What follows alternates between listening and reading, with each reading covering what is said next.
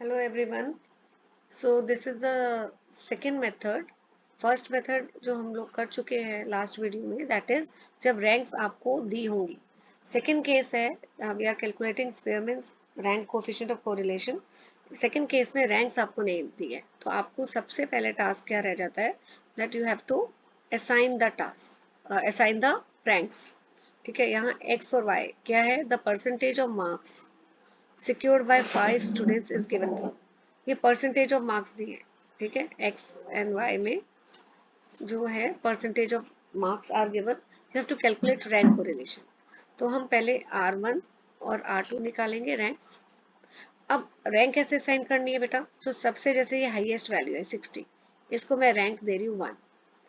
आप इधर you can go by the ascending order और बाय डिसेंडिंग ऑर्डर. ठीक है, तो अगर आप सबसे छोटा वैल्यू है 50, जैसे सबसे छोटी कौन सी है 48, आप 48 को भी रैंक 1 दे सकते हैं. इधर आप सबसे स्मॉल से स्टार्ट करिए या सबसे हाईएस्ट से स्टार्ट करिए. तो मैंने सबसे हाईएस्ट वाले को रैंक 1 दिया है. उसके नेक्स्ट हाईएस्ट कौन सा है 60 के बाद 55, इसको रैंक 2 दे देते हैं. देन नेक्स्ट हाईएस्ट 50, इसको दे देते हैं रैंक 3. देन 49, 4 एंड 48 को रैंक 5. सिमिलरली अगर आपने यहाँ पे भी एक्स के केस में हाईएस्ट को रैंक दी है, तो वाई के केस में भी आप हाईएस्ट वाली वैल्यू को ही रैंक 1 देंगे. तो यहाँ हाईएस्ट कौन सी है 75, sorry 85. It is not 75, it is 85. तो 85 को रैंक 1 दे दो. देन 75 है रैंक 2, 65 नेक्स्ट हाईएस्ट है rank 3, 60 rank 4, 55 rank 5. Now find out D, which is nothing but R1 minus R2. So 1 minus 1, 0, 5 minus 4, 1, 4 minus 5, minus 1, then 3 minus 3, 0, 2 minus 2, again 0. अब D square निकालेंगे. ये जो आपने डिफरेंस निकाला है रैंक्स का, उसका स्क्वायर वैल्यू. तो 0 का स्क्वायर 0, 1 का 1, माइनस 1 का भी स्क्वायर करोगे तो 1 आएगा. देन 0, 0. तो सिग्मा डी स्क्वायर कितना हो गया, इट इज 2. ठीक है, now apply the formula, write down the formula again.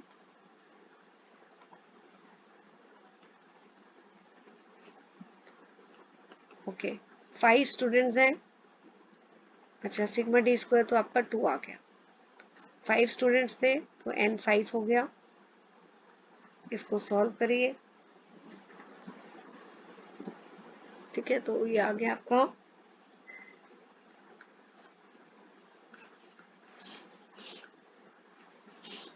so this is 1 minus 12 upon 120, which is equal to 120 minus 12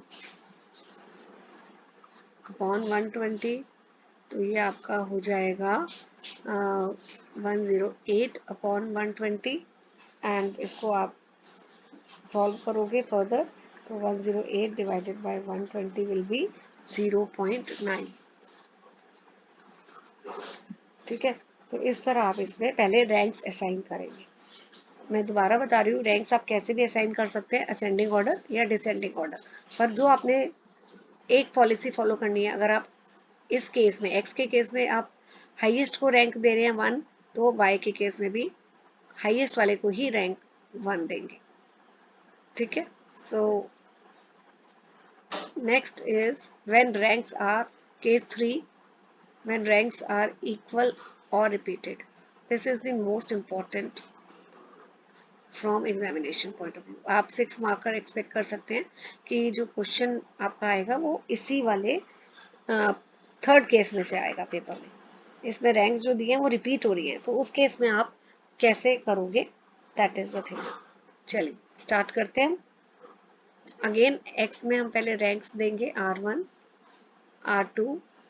ठीक है, okay. Now what you will do, ranks आपको नहीं दी हुई है, तो सबसे पहले देखिए हाईएस्ट क्या है बेटा 75, रैंक 1 दे दो. नेक्स्ट हाईएस्ट 73, रैंक 2 दे दो। अब नेक्स्ट हाईएस्ट हमारे पास 72 है, 2 है, तो हम क्या करेंगे, इनमें से किसी एक को रैंक 3 दे दो, इसको 4 दे दो, और इन रैंक्स का अब एवरेज निकालो। 3 + 4 अपॉन 2, तो कितना हो गया 3.5। ठीक है, दोबारा मैं बता रही हूँ, 72 आपकी नंबर जो है वो 2 बारी आ रहा है, तो आप कैसे रैंक इसको दोगे, 2 तक तो आप रैंक दे चुके हो, नंबर 2, तो इनमें से किसी को भी 3 दे दो और 4 दे दो, फिर उसका एवरेज निकालोगे, वो दोनों को सेम एवरेज असाइन करोगे रैंक, राइट।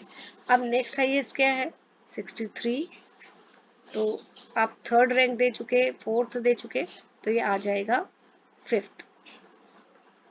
ठीक है, देन 62, नेक्स्ट हाईएस्ट 6 रैंक दे दो, देन 55 को 7 और 50 को 8। नहीं क्लियर हुआ तो एक बारी मैं दूसरे के लिए जब बता रही हूँ कैसे निकालेंगे, उसको ध्यान से सुनिए। हाईएस्ट क्या है 28, रैंक 1, फिर 28 के बाद 20 है next highest, rank 2, then 16, rank 3। ठीक है, अब नेक्स्ट हाईएस्ट देखिए 3 आ रही है, 13 3 बार आ रहा है, तो हम 3 तक तो दे चुके, किसी को भी 4 5 6 रैंक असाइन करो, और इन तीनों का 4th 5th और 6th रैंक का एवरेज निकालो। कितना हो गया 4 and 6 10, 10 + 5 15, 15/3 is 5, तो आप इधर 5 5 और 5 असाइन कर दो।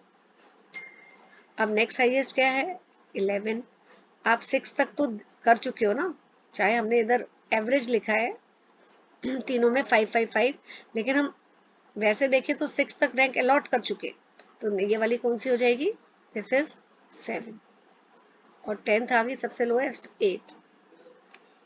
ठीक है, ऐसे करेंगे। अब मैं इधर ही एक और लाइन ड्रॉ कर देती हूँ, ये हो गया d और ये हो जाएगा d²।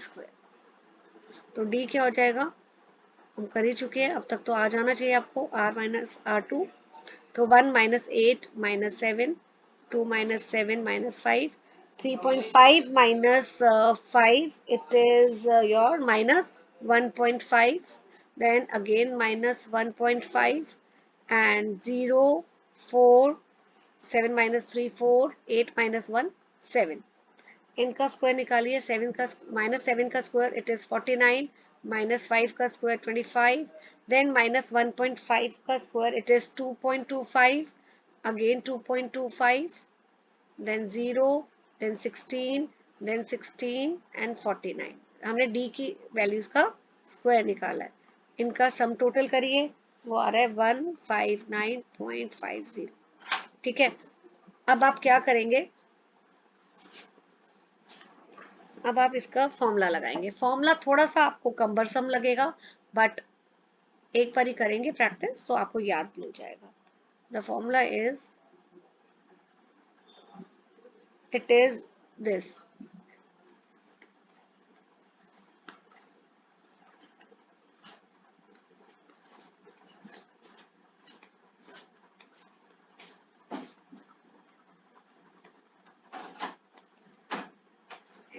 ठीक है। अब इसको आप, फॉर्मूला मैंने लिख दिया है, चलिए करते हैं। फॉर्मूले को कैसे यूज करना है वो मैं आपको बता रही हूँ, राइट। 1 - 6 सिग्मा d² तो मैं बता ही चुकी हूँ, ये टोटल कितना है 159।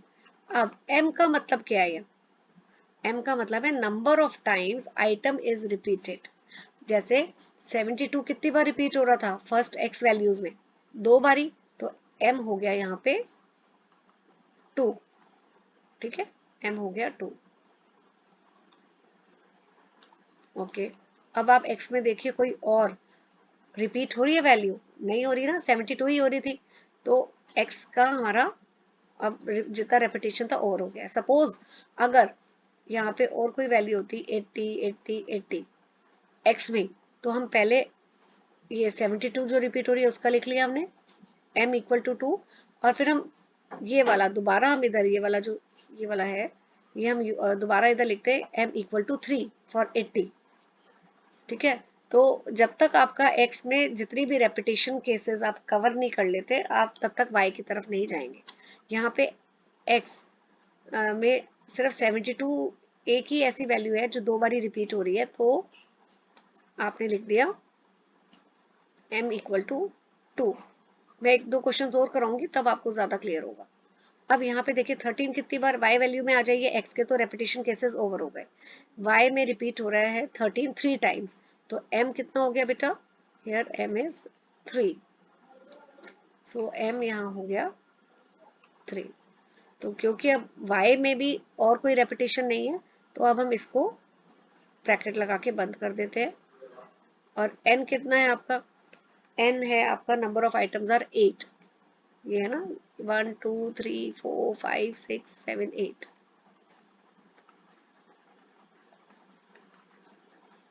ठीक है, तो बेटा ये वाला जो मैं इसमें क्यों मैंने डैश किया है, ये कंटिन्यूड क्यों है, कि जब तक आपका रेपिटेशन नहीं खत्म हो जाता तब तक आप ये वाला, ये पर्टिकुलर आप करते जाएंगे जब तक रेपिटेशन खत्म नहीं हो जाएगा।